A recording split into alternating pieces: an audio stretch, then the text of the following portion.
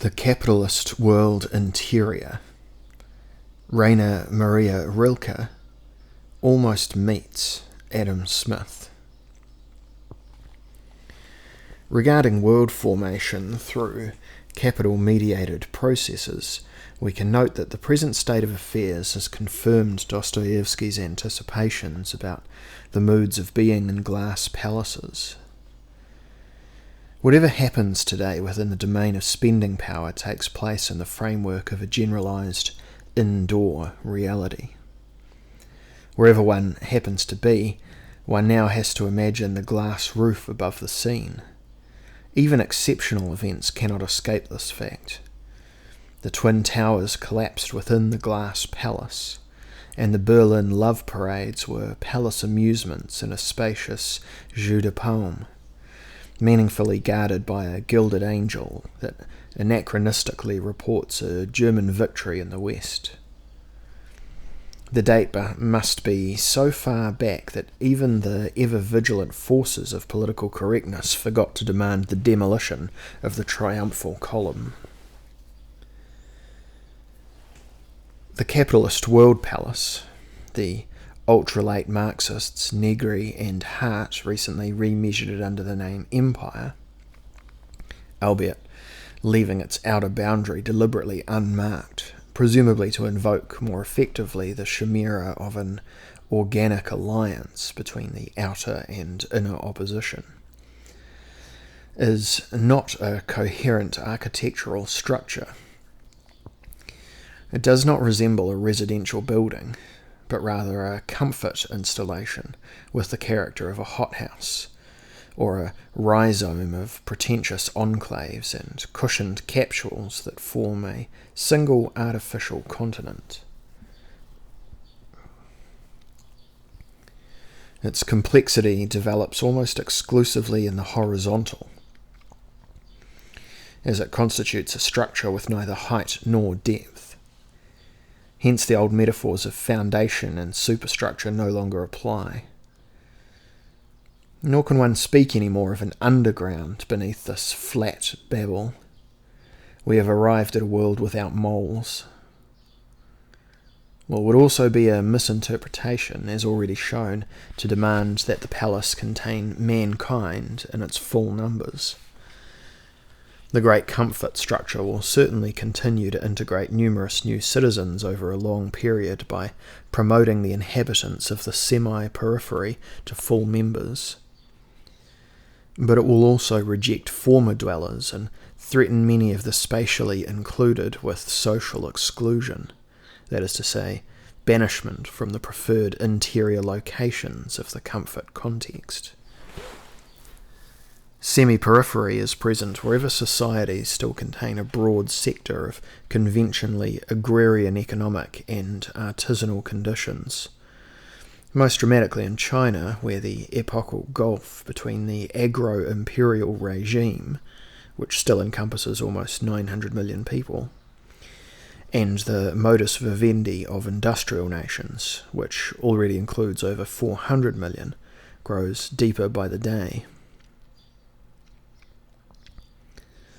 The situation is similar in semi-modern countries such as India and Turkey, where relatively affluent urban regions of a Western consumerist orientation coexist with rural majorities comprising late medieval poverty populations.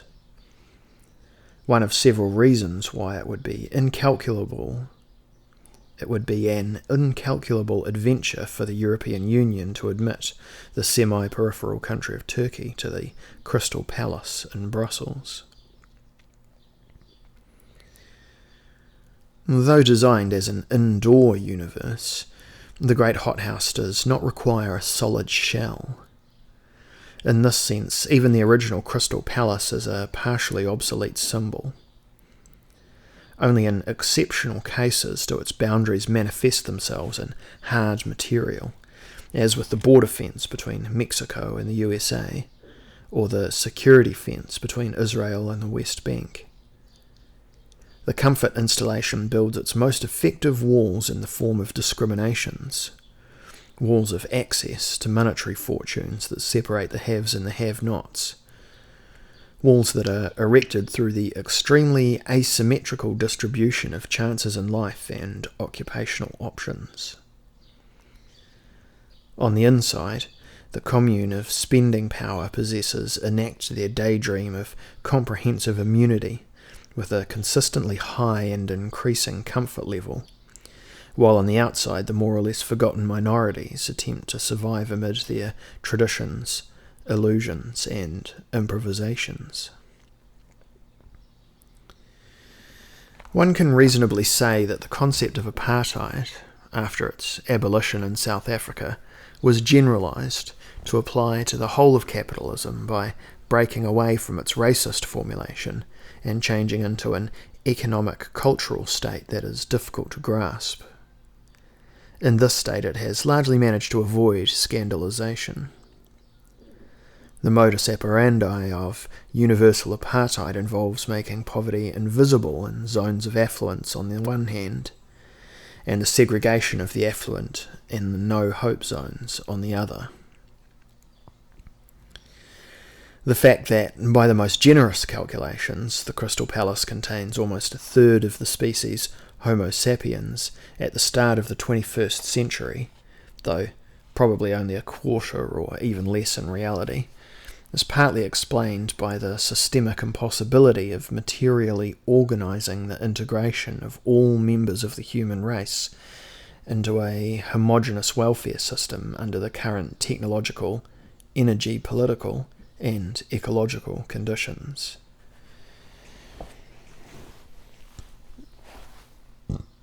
Pardon. The semantic and charge-free construction of humanity as a collective of carriers of human rights cannot, for insurmountable structural reasons, be converted into the operative and expensive construction of humanity as a collective of possessors of spending power and comfort chances. Herein lies the malaise of globalized critique, which exports all over the world the standards for assessing misery, but not the means to overcome it.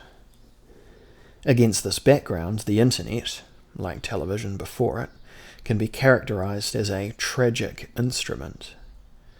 As a medium of easy and global democratic communications, it supports the illusory conclusion that material and exclusive goods must be equally open to universalization. Naturally, the global capitalist interior, commonly termed the West, or the westernized sphere, also possesses architectural structures developed with varying degrees of artistry. It rises above the earth as a web of comfort corridors that, at strategically and culturally vital junctions, are expanded into dense oases for work and consumption, normally in the form of the open metropolis and uniform suburbia, but increasingly often as rural residences, holiday enclaves, e-villages, and gated communities. For half a century, an unprecedented form of mass mobility has been gushing over these corridors and junctions. In the Great Installation, dwelling and travelling have entered a symbiotic relationship, as reflected in the discourses on the return of nomadism and the currentness of the Jewish legacy. Numerous holiday hosts, singers and masseurs offer their services as travelling companions in the liquefied life. If tourism today constitutes the pinnacle of the capitalist way of life, and the most profitable business sector worldwide, aside from the oil industry that makes everything else possible, this is because the largest part of all travel movements can take place in the calmed space. To go away, one no longer needs to go outside. Aeroplane crashes and shipwrecks, wherever they may occur, are practically always incidents within the installation, and are accordingly reported as local news for users of the global media. Journeys outside the Great Installation, on the other hand, are rightfully considered risk tourism, which increasingly often makes travellers from Western countries, as police and diplomatic records show, de facto accomplices of a kidnapping industry dressed up as a civilization critique. Demographically, as stated above, the capitalist interior encompasses barely a third of the Earth's present population of 7 billion, and geographically hardly a tenth of the total mainland area. The marine world does not need to be taken into account, as all the world's cruise ships and inhabitable yachts together only cover a millionth of the total water surface. Only the new Queen Mary II, one of Cunard's newest luxury ocean liners, which set off on its maiden voyage to New York in January 2004 with 2,600 passengers on board, perhaps deserves a special mention. As a floating crystal palace, it proves that postmodernized capitalism does not lack any talent for showmanship. This challenging large vessel is the only convincing Gesamtkunstwerk of the early 21st century, even surpassing Stockhausen's 7-day opera cycle, Licht, completed in 2002, in that it encapsulates the current state of affairs with integral symbolic power.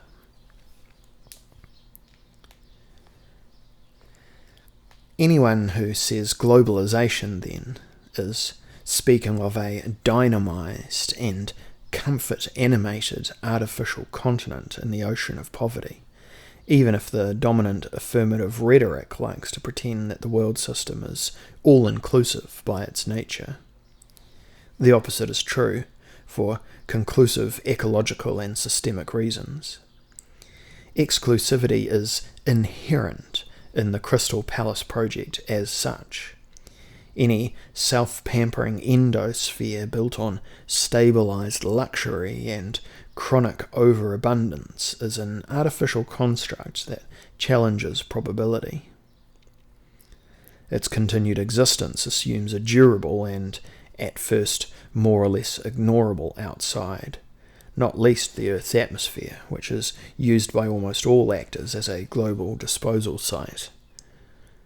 Nonetheless, it is certain that the reaction of the externalized dimensions can only be deferred, not permanently disabled.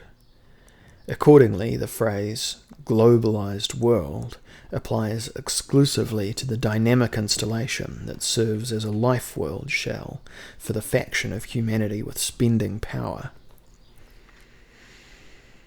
Inside it, ever new heights of stabilized improbability are scaled, as if the competition between consumption-intensive minorities and entropy could continue endlessly. It is thus no coincidence that the debate on globalization is conducted almost entirely in the form of soliloquies by the zones of affluence.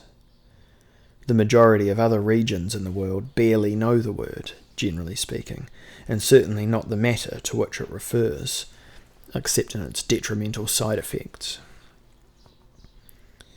The vast proportions of the installation do at least inspire a certain cosmopolitan romanticism, whose most characteristic media include the in-flight magazines of the major airlines, to say nothing of other products of the international men's press. Cosmopolitanism, it can be said, is the provincialism of the pampered. The globe-trotting mentality has also been described as parochialism on its travels. It lends the capitalist world interior its flair for openness towards anything that money can buy. World interior, Weltinnenraum, is a term that Rilke coined in the late summer of 1914, in the context of a life philosophically and neo-platonically tinged poetic reflection on space and participation. It is not for nothing that the poem Es winkt zu Frühling aus fast allen Dingen, almost all things beckon us to feeling, is one of the most well-known of his oeuvre, containing the following lines.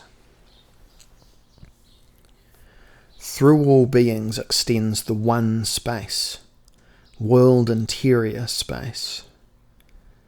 Silently the birds fly through us. Oh, I who want to grow, I look out and the tree grows in me. I care, and the house stands in me. As this is not the place for a poem interpretation, I shall content myself with pointing out that the compound Weltinnenraum was evidently perfect to describe a mode of world experience typical of primary narcissism. Where this form of atmosphere becomes explicit, the actual environment and its imaginary continuation are poured out from the experiences of warmth and suppositions of meaning in an agile, high-spirited and de-differentiated psyche.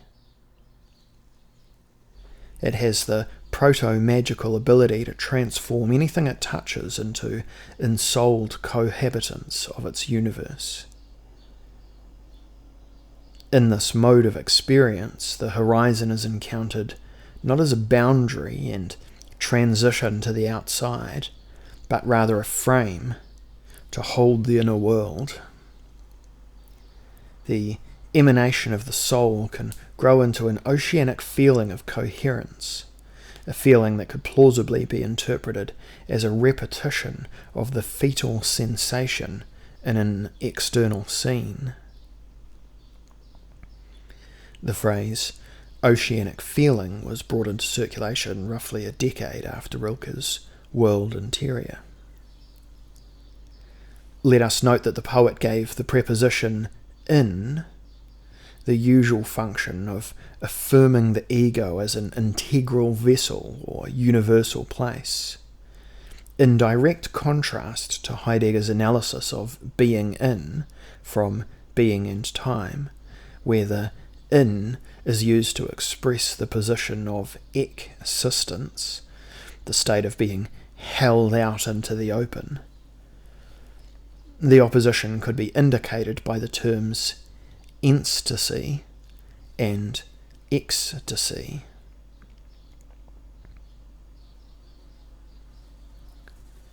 In Bachelard's Poetics of Space, Rilke's basic stance is associated with the experience of intimate immensity. Where these sensations can be had, the surrounding space loses its foreign quality and is transformed as a whole into the house of the soul. A space which is thus made soulful can legitimately be called a friend of being. For the topophilic temperament, spaces of this quality epitomize containers of a life that feels equally at home in its de-restricted environment or in a cosmic skin.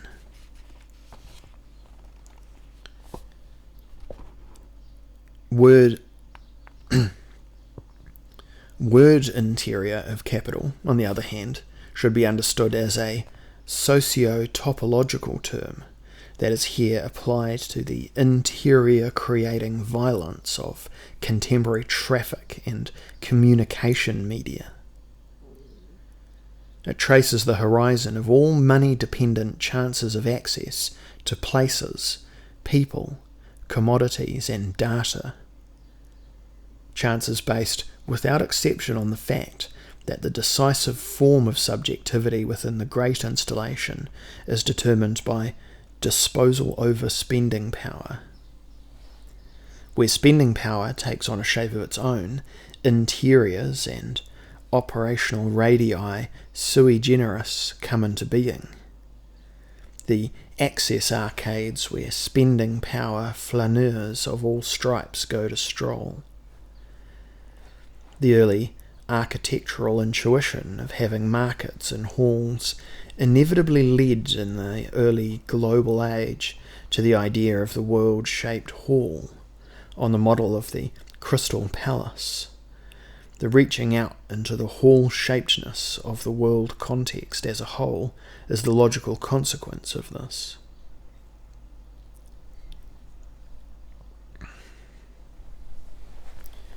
Under the technical firmament, Adam Smith and Rainer Maria Rilke meet. The poet of the great interior encounters the thinker of the global market. Whether by coincidence or by secret arrangement is undecided.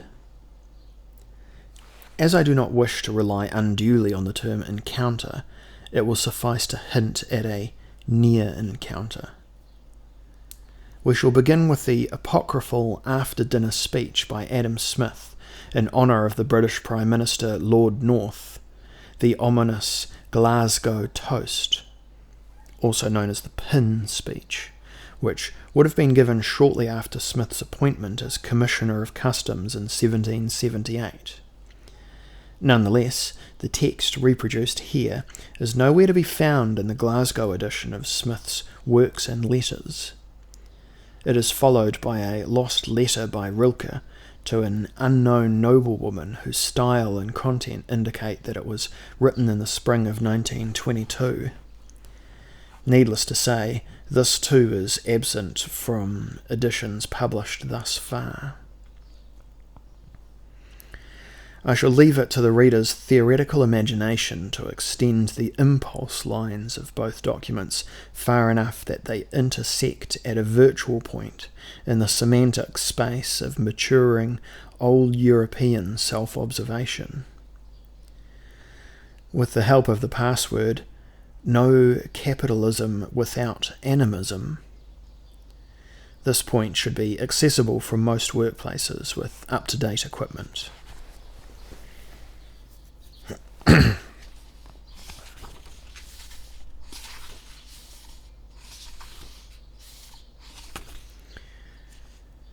Reader's note, what follows is document 1 from Adam Smith, the letter that Sloterdijk has described. Esteemed gentlemen, I address you, my noble patrons, Chancellor, and all of you, friends of the sciences and the fine arts, on this festive evening, at the request of our host, to present to those gathered here a lecture on the true causes of the wealth of nations. Ah, most honourable Lord, how could I fail to notice that I would today fall victim to your sense of humour? Could I truly be so blinded by vanity that I did not comprehend the elegant trap you set for me in giving me the task of conveying in a few minutes what has cost me decades of arduous studies? But whence, gentlemen, should I summon the courage to attempt the evasion of an ambush devised by the noblest of friendships? What are friends for if one does not permit them on occasion to laugh at our expense? Well, thus I shall take to heart and provide you a fragmentary answer by subjecting myself to the exercise of turning a long art into a table anecdote. As you will understand, gentlemen, I do so more for your amusement than for your instruction, and less out of my own boldness than out of respect for the laws of hospitality. What, gentlemen, am I holding here in my hand? Strain your eyes and take your time. For what I am showing you, to explain the alpha and omega of the science of the wealth of nations, is truly a pin, an object that could scarcely be more profane, domestic, or humble. And yet I claim that this slim something holds the sum of economic wisdom in our time, if one only looks at it correctly.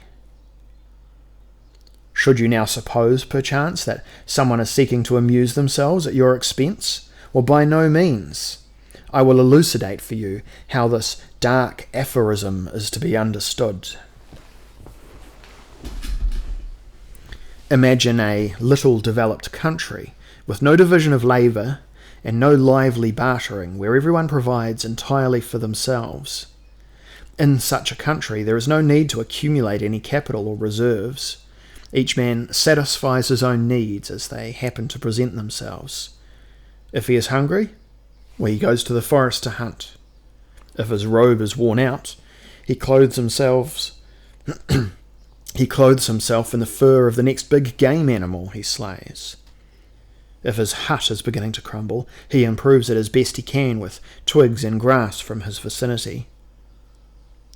Need I still explain that one would search in vain for pins in such a country, to say nothing of 10,000 other useful objects? There will be no needles here. Firstly, because no one would know how to use them, and secondly, because it would not occur to any of the citizens to produce such an item, except in a flight of fancy that would result in neither regular production nor trade. Things would be entirely different in a country where the large majority of people had forsworn the old ways of self-subsistence.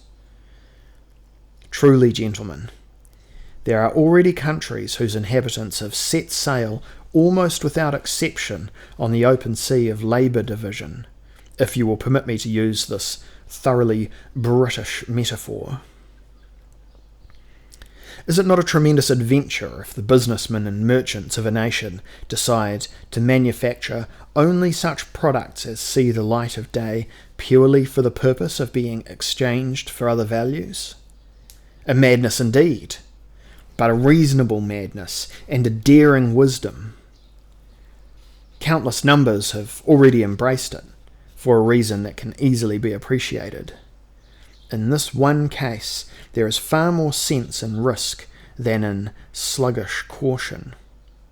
Understand me well, gentlemen. In this order of things, every single producer of goods must be prepared to make his fortune and misfortune entirely dependent on the needs of others, who, for their part, base their own fate on the needs of strangers. Though this be madness, yet there is method in it. See this pin, gentlemen. We can be quite sure that its producer did not create it for his own use or solitary pleasure. Without knowing any more about the man's circumstances, I will gladly wager that his needle fed him well, and perhaps even made him an affluent citizen. And why? Because the decision to place one's own well-being on the point of a needle inevitably led to an unheard-of increase in the art of producing such needles. An untrained worker could, even if he were serious and diligent, barely produce a single usable one in a day, or a small few at best. Now that the needle production constitutes an independent industry, however, the specialization of the workers has brought about a rise in production bordering on a miracle. Not only the quantity, but also the perfection of the products deserve admiration. The one worker pulls the wire, the other stretches it, a third cuts it, a fourth sharpens it, a fifth files the upper end so that the head can be attached, and so on, until at the very end one worker applies his zeal solely to packaging the unfinished product. The manufacture of a pin involves some 18 different steps. I myself recently visited a factory in which 10 workers were able to produce 48,000 needles every day, meaning that each of them proportionally made almost 5,000, whereas a single worker, as I have said, would barely have managed one in the same time. It is in this ingenious division of labour and its equally ingenious new composition, gentlemen, that you should henceforth seek the final causes of the wealth of nations, in this and nothing else. Admittedly, this vastly increased production and improvement of goods for exchange is not all that is required, for the specialized manufacture of goods requires a society of astute citizens who have developed their needs in all directions. Imagine, gentlemen, a nation with 10 or 20 needle factories, each of them no less productive than my previous example. This would also require a population of needle buyers, a population that, alongside 1,000 other extraordinary demands, would also voice its need to be amply equipped with these prickly objects. The necessary numbers will not be small, as you can easily reckon, for each factory produces 48,000 needles on each of more than 300 working days every year, yielding roughly 15 million altogether. If this performance is matched with the same regularity in 10 or 20 similar factories, a total production can be multiplied by this factor. A civilized people, an economist would conclude, is therefore a group of humans sufficiently cultivated to consume 150 or 300 million needles every year. Do you understand now? Do you see the consequences? What a flood of other riches we must at once see passing before our eyes. For, gentlemen, where needles are required in such great numbers, mountains of cloth will also be needed. Entire halls of fine silk, the most spacious offices filled with the textile treasures of the world, and the gigantic storehouses full of garments, sheets, blankets, and curtains in all other varieties. It is clear to any observer that, after all this must be fastened together, which calls for needles, threads, and tens of thousands of hands to fasten and cut whatever they grasp. We immediately see a mental image of countless elegant ladies attired in magnificent robes, turning this way and that in front of their mirrors. We do not only imagine the rich woman, however, for the shop girls and maidservants also play their part in these coquettish movements. And consider the ships in the ports and the wagons on the country roads that move such treasures about the world. In short, our domestic needle industry could only achieve its highest performance once all these needs had awakened and grown to exquisite heights. Finally, other countries will also have to take note of our needle factories. Indeed, they must envy us for them. Numerous merchants from all over the world visit the British Isles to divert our surplus into their regions. Who would continue to be surprised, then, that the unassuming needle is becoming a source of the greatest wealth for more than a few, and a sufficiently secure source of income for many? Now, gentlemen, the time has come to utter the full truth about the modern system of needs. The production of such excellent and numerous needles, whether in this nation or another, could never have come to pass without the maturation of a plan in the heart of the first businessman, to stake his entire future on the manufacture of this mundane item. What acumen that manufacturer showed in realizing that a major new market was promising to open up. What courage to take up a new market. What courage to take up a loan with a banker on a mere intuition so that he could pay for tools and machines. What persistence to look for suitable buildings and seek out diligent workers who would devote their days to the factory, carrying out their procedures under the instruction of the owner and his subordinates. What skill to choose the dealers, carters, and agents without whose services the needles would never go out into the world, into other workshops, and into the houses of their users. What stoic strength to compete year after year with products of similar goods without losing heart, indeed, while reflecting constantly on ways to improve the product. To avoid any misunderstandings, I do not intend to praise only the diligent man whose active faith in the needle can offer the whole world such a useful item, provided it is willing to pay the natural price for it. More still, I wish to glorify the secret underlying the connection between all goods available for exchange on the markets. Gentlemen, my heart's greatest desire is that I might succeed in igniting the spark of wonder in you at the daily mystery of our age. Join me in marvelling at the circumstance, so simple and yet almost incomprehensible, that millions of needles make their way from the iron mines to the huts, from the huts to the factories, from the factories to the offices and trading houses, and from the trading houses to the workshops and households where they prove their use, as trivial as it may seem, in manifold ways. In a fit of lyricism, one is inclined to become superstitious and indulge in the quixotic fancy of a higher world that shared in our own and contained a race of needle spirits that accompanied the terrestrial needles in their metamorphosis like lucky daemons. But let us shake off the temptation of poetic images and look coolly in the order of things developed on the markets of this world. Does it become less magical when viewed with scientific eyes? Well, certainly not, gentlemen. The more soberly we regard the facts, the higher our admiration will rise when we see that not only the needles, but tens of thousands of diverse products trace their orbits with the most amazing punctuality, as if guided to their destinations by an invisible hand. Esteemed attendees, I fear you must pardon me this bold image I used a moment ago.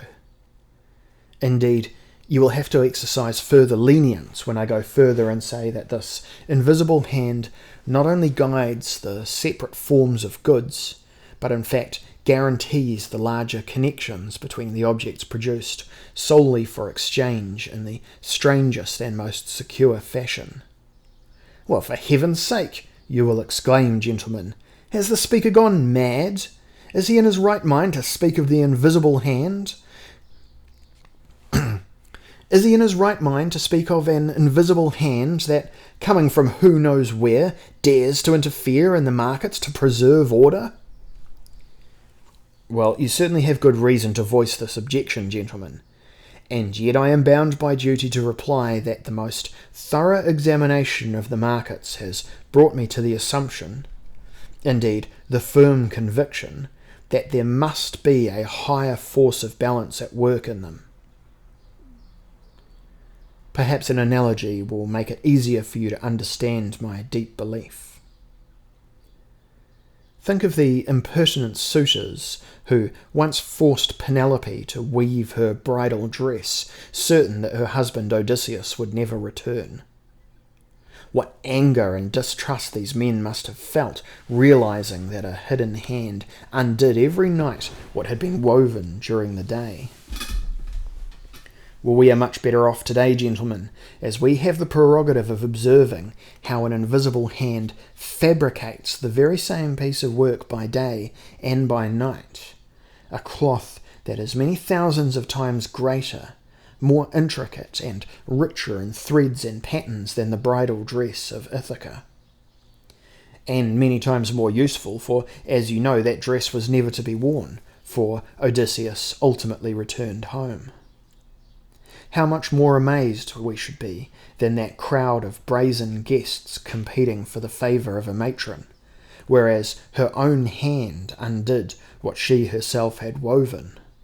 The world market, following rules that are still opaque for us, mends behind our backs what we dissolved when we entrusted our fate to the division of labour and to trade. Penelope, the cunning weaver, had the advantage over us, because she could observe her own actions in both directions. It was she herself who wove and untied.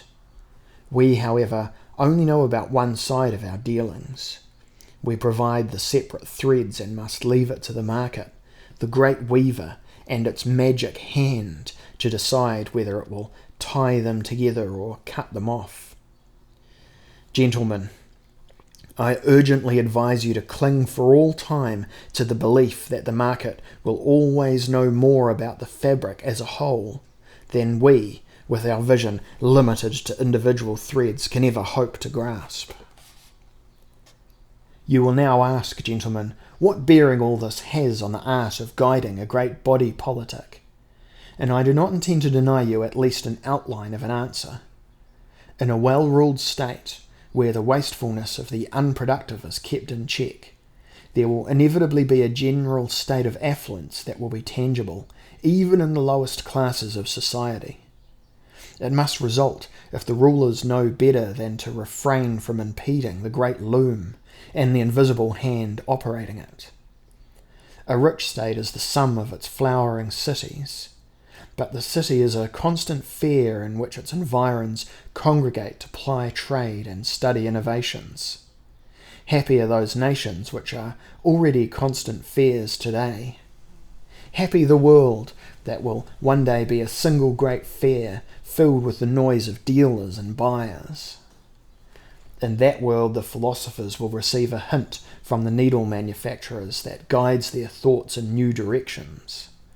They will one day admit that the great treasure known since the ancients as human freedom is nothing other than the reflection of moving things on the markets, whose price, if I may say so, has brought them freedom. For objects, freedom means the possibility of changing owners, while freedom for humans means that they ransom themselves from the service of feudal lords and become owners of themselves. Gentlemen, I have now done my duty. I beg you, devote a quiet hour to the paradox with which I closed my speech. It is indeed an unfathomable paradox that the freedom which is so precious to us is contingent on submitting to the needs of strangers. For today, let us banish the ghosts of the profundity that seeks to overstep the boundaries of good sense. Pardon me. We shall leave it to our German colleagues to descend to the darkest depths of existence and return to the light of day with fool's gold. Let us raise our glasses to our host, the noble Chancellor of England. I know well enough how meagre the aperçu which I had the awkward pleasure of presenting to you. I am well aware that with my words I am no less indebted to science than to your patience. Be lenient with my hasty speech. Grant me the extenuating circumstances that can apply to a speaker in my situation. But if, as a Scot among English gentlemen, I should have been miserly with my words, I shall certainly not spare any of my gratitude for the honour you have bestowed on me with your attentiveness, the beautiful daughter of conviviality and manful seriousness.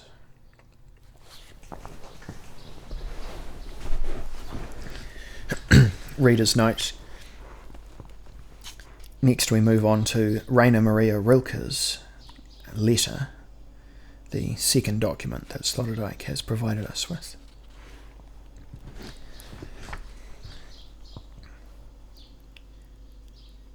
Most esteemed Countess, you magnificently lofty spirit, how I suddenly sense so powerfully your presence, now that I have made the decision to ease my soul and leave a secret in a place that can hold it without constraining it.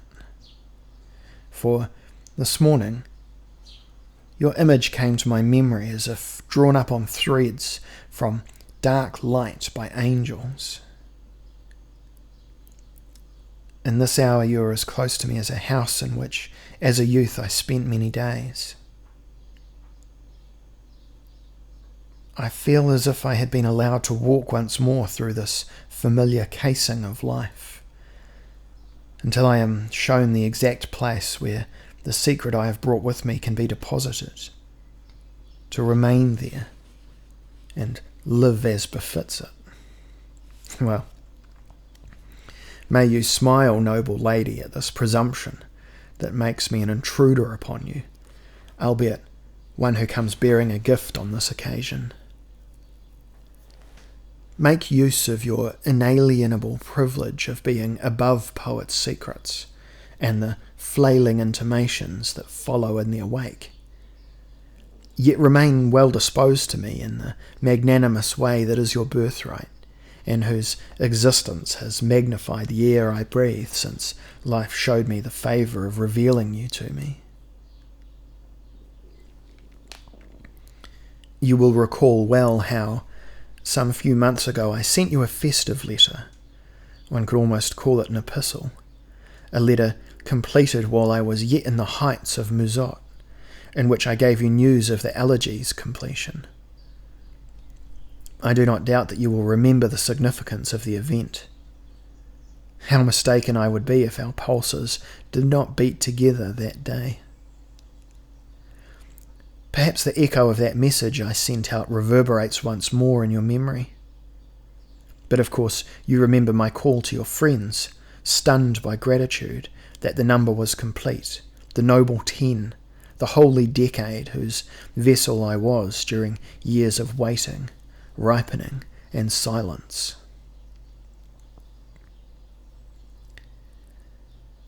And now, most esteemed noble lady, I must summon the audacity to confide in you what I have called my secret. I write down the following confession with a thin, exhausted hand, with a hand that withdraws in shame even when it gives. Then I finally utter it, so that it might thereafter rest in your smile. The elegies were not 10 in number, but 11. Oh heavens, now it is written. I searched my heart in vain to find explanations for this awkward superfluity. When the verses came to me, I wrote down in a storm, like one beside himself.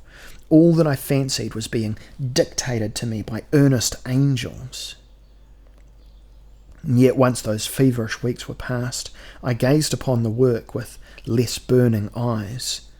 But however I counted off the divine series, there always leapt out one more than the providential 10.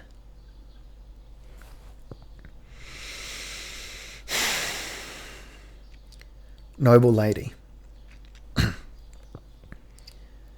forgive me if this disclosure strikes at your innermost core. I can scarcely bear the thought that this shared secret might give you a heavy heart.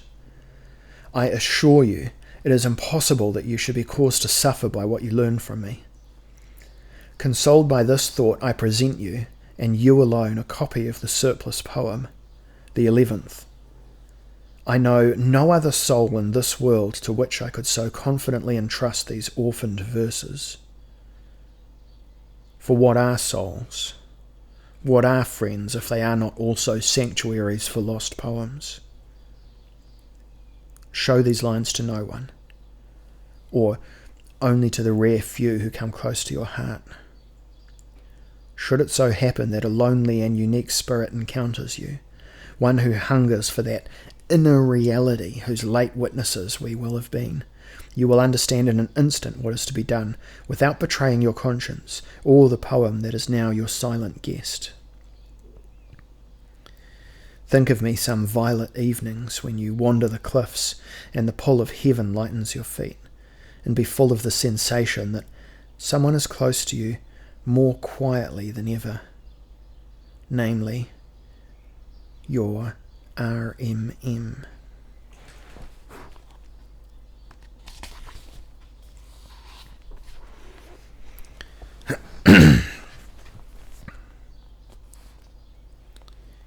To stand forever beneath self-built roofs is to be the prisoner of a freedom that is past. The starry sky. Oh, we have sent it home. We have sent it home to a distant God who already rues having loved us. In his stead we built arches of pride and caution.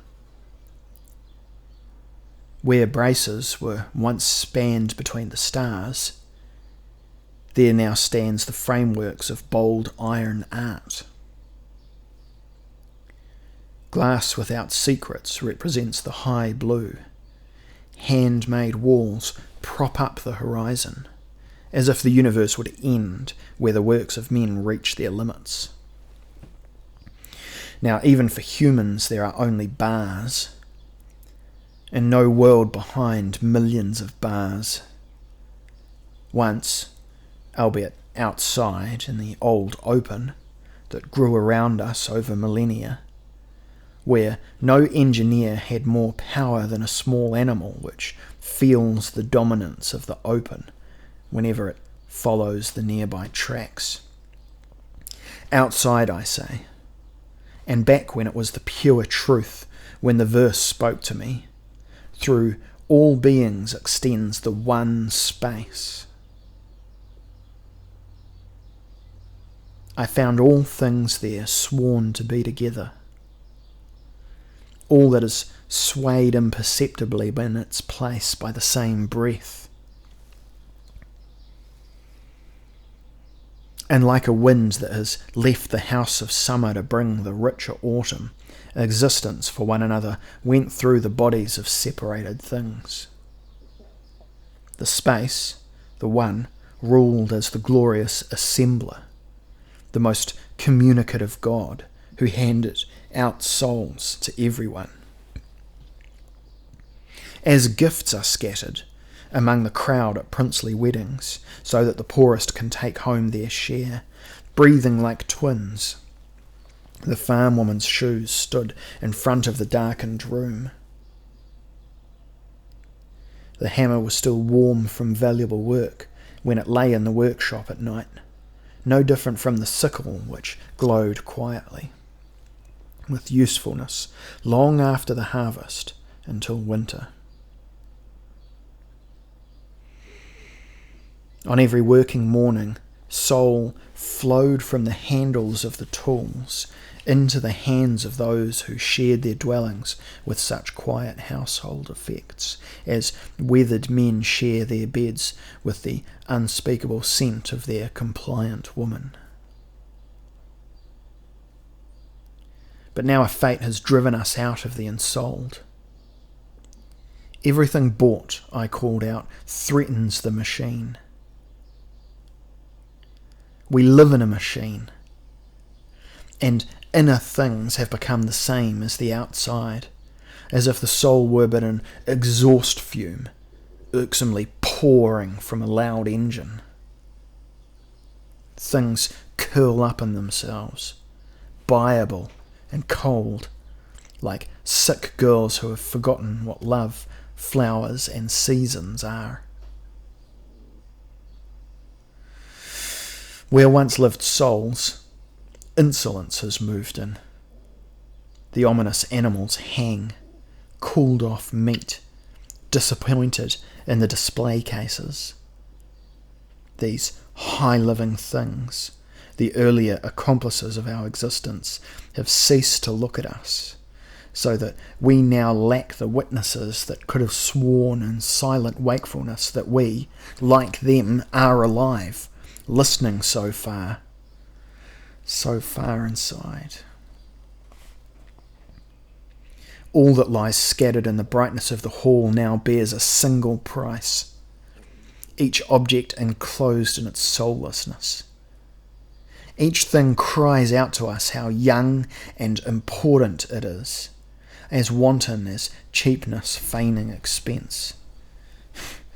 The thing today no longer finds its owner, for to be buyable means having forgotten how to belong to the living. And buying means lightly inviting things home, like guests for a single occasion whom one greets, uses, and never regards again.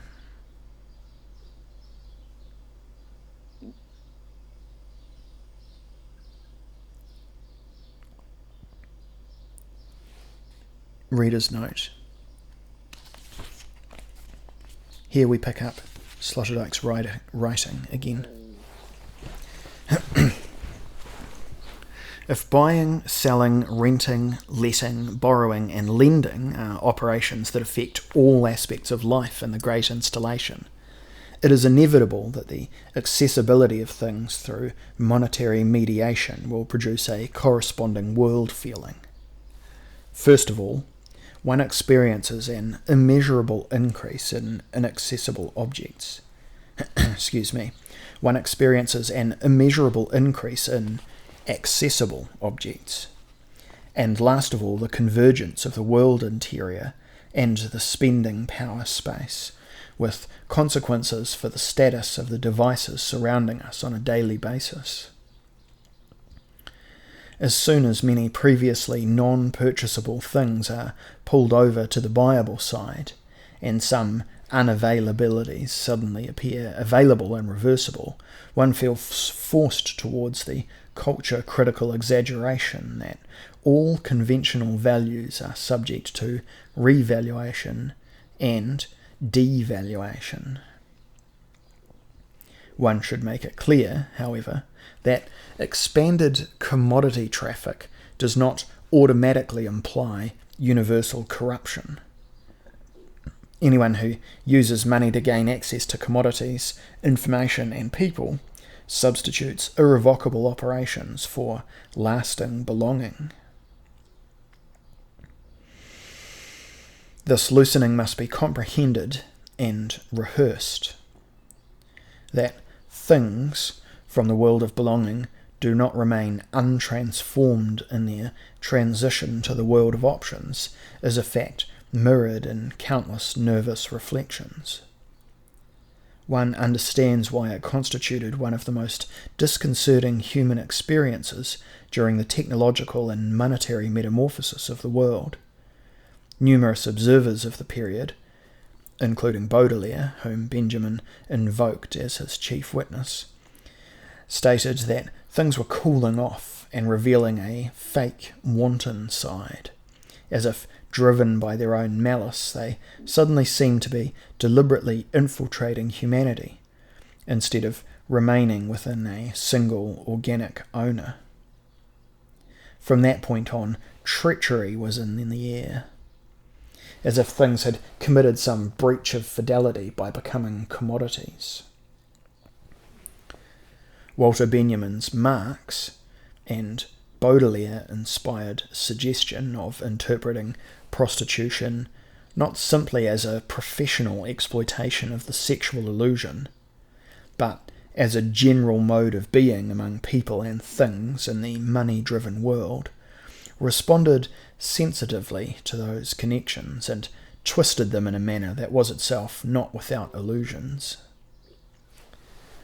By portraying money as a means of acquiring objects of desire as being in the wrong, he supported the anarchic suggestion that the best things should essentially be for free. He did not take into account that access through belonging, on which the utopian principle of zero charge is modelled, is by far the most expensive form of all. Benjaminism provides the historico-philosophical version of a fantasy among melancholy men, that in the Messianic age, whores and other deceptive surfaces might return to the mode of being of pure utility value. If we sum up what we know about the great transition into the universe of money, it transpires how far all decisive dimensions of existence are modified by monetary mediation. We have access to places first and foremost as buyers of transport titles. We have access to data first and foremost as users of media. We have access to material goods first and foremost as owners of means of payment. And we reach people predominantly to the extent that we can afford admittance to the sites of possible encounter with them. These seem to be trivial observations, but the memory, by now a scarce one, of times in which money was not yet an all-pervasive factor proves that they are not. In pre-monetarily defined conditions, virtually all access to people and things depended on belonging to a group and its environment of things. Before modernity, belonging was the price of the world. To have a world, one formerly had to let oneself be devoured by one's place. No access to people or things without possession through one's own culture, as it was later called in neutralizing fashion. After the shift towards monetarily determined conditions, access came about far more readily through acts of self-purchase and by following offers or open addresses. Today one expects the successful to be capable of putting their allegiances in the background. The subject of belonging is primarily brought up when individuals and groups feel excluded from financial advantages and therefore seek recourse to an advantage of identity that can be had for free. Being German, being Basque, being Serbian, or similar plumes that can be worn at no cost. Belonging, Zugehörigkeit, Appartenance, words like these have good chances of becoming the losers' catchwords of the 21st century. Needless to say, it is not least this that makes them some of the most interesting terms of the future. The psychosocial hallmark of successful groups in the world interior of capital lies in the adjustment from allegiances to options. This reform in the ontological status of things and people finds its cognitive expression in constructivism. One must constantly show one's awareness that whatever is presented as found is inevitably made. For any given thing, or semblance of nature, brief instruction is sufficient to reveal its construction, invention, and politics. This dismantling of the natural has inescapable consequences for human self-relationships, which is why fixed identities do not receive a favourable prognosis in the constructivist climate. Only losers still require fixed natures. This does not, however, mean that we can stop saying where we come from and how we situate ourselves within a larger framework. One can now understand why the way of life that weakens allegiances and reinforces options leads to a psycho-political rearrangement of clientele in the comfort spheres of the Western and westernized world. Extending to the post-monotheistic remodelling of religious sentiment. Let it be noted, the Christianity of today is part-time monotheism, and the same applies to Judaism and Islam, even though these stagnating religions, which are forced to fall back on self-regulation and the cultivation of traditions, also have pronounced fundamentalist elements whose spokesmen, usually professional believers, like to pretend that God still has a use for the whole human being. In truth, money has long since proved itself as an operatively successful alternative to God. This affects the overall context of things today more than a creator of heaven and earth ever could. The most important metamorphosis of the modern psyche concerns the approval of egotism, which had been subject to an unshakable ban during the entire age of lack and its holistic compensations. It was Nietzsche, the prophet of world-breaking, who gave the decisive response to this with his neo-cynical doctrine of the revaluation of all values. The revaluation applies primarily to the self-referentiality of human nature, the curvature into oneself, which had to be condemned as a betrayal of the Lord, the collective and the order of things during the era of agro-imperial morality and metaphysics. Since the citizens of modern prosperous states began to understand themselves as voters and free money users rather than minions, the duty to participate in the whole of altruism, for the sake of the Lord and divine norms, has shifted towards an openness to commodities and public issues, with the inevitable side effect that a tendency to take oneself seriously as customers, opinion owners, and carriers of personal qualities has spread among the subjects. This was registered first by the moral critical authors from the 18th century onwards, who discovered amour-propre and Vanity Fair as topics for endless commentary. The rich phenomenology of egotism in all social strata prepared for its moral neutralization.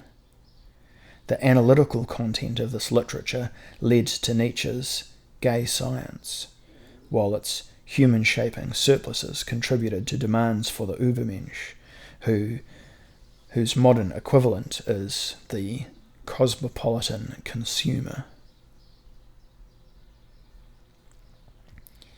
In addition, what spirals out of control in the capitalist world interior is the inclination towards an end use devoid of ulterior motives. In the first uproar 100 years ago, this had been termed nihilism.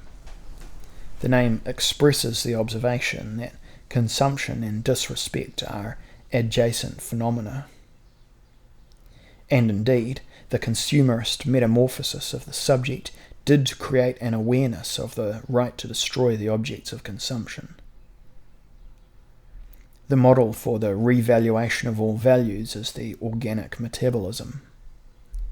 Insofar as all that is the case is defined by its absorption through the consumer, waste becomes the universal result of life in all classes.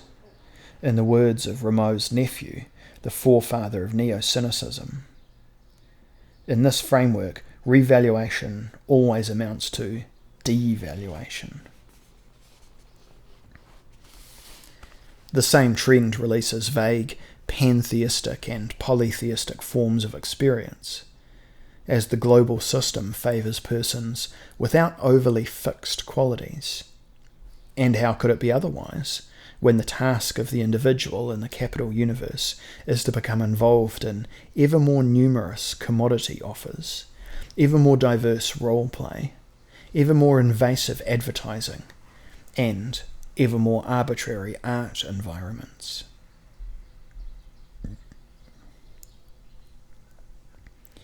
The life of the market erodes convictions, monisms, and forms of rugged primalness, replacing them with the awareness that possible choices and side effects are available at all times. The consequence is that the person's becoming paler and the objects more colourful. But it is the colourless who are called upon to choose between the colourfulnesses. To be sovereign is to decide the colour of the season. The discourse on the flexibilized human being laments these facts, while that on the New Age and Net Age beamingly acknowledges them. Tomorrow's ideal possessor of spending power would be the anti-Bartleby, the person whose training with long lists of options had taught them to respond to most suggestions with a "why not?" They would be a habilitated consumer. They could, to adapt the words of another of Melville's figures quoted above, declare, "The global market was my Yale College and my Harvard."